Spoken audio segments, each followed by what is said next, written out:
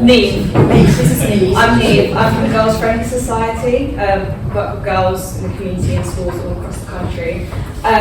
So we were looking at what kind of was on the situation in front of us, and we're thinking it's really great that we are surrounded by lots of institutions here, and that to tap into those, you know, there's facilities available and they are right around the park, so we might as well take advantage of those, and that's really positive.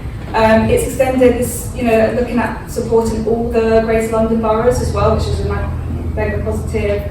There's calls for urban projects, which would be like great to, you know, with the consultations to get the community involved in, you know, getting their ideas and influencing these decisions.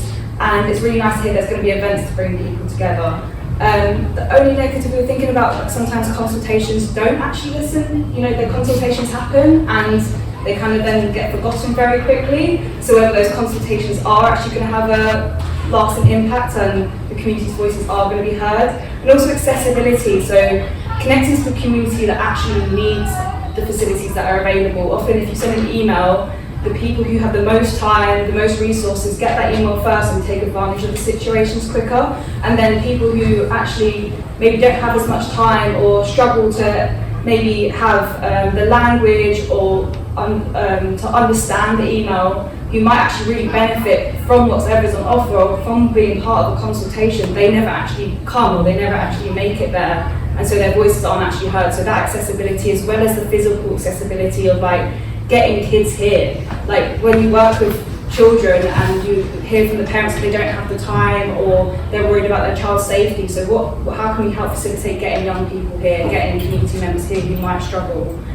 So yeah, more awareness of the programmes, is one of the actions.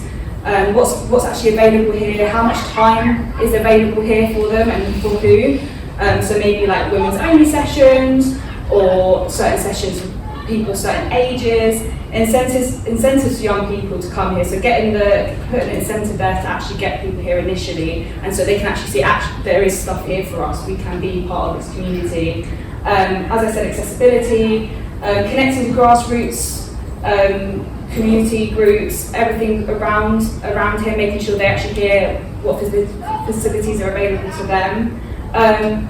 Ownership, so actually we were saying about young people and having hostile behaviour. I was hearing other people say, and I went to a college in Leighton and we'd come here and I was saying how you sometimes feel like we were hearing other people saying about young people feeling like they're not actually welcome, that there isn't an ownership here. So I think someone said about working with them, having it be youth-led, and then, you know, having that ownership means they'll respect the space more as well. You know, if you see it dirty, it's going to continue to be dirty. It's like, yeah, just kind of giving that ownership back to the people, back to young people. And also having a youth board, so a youth working group, involving young people and giving them a bit more of a voice.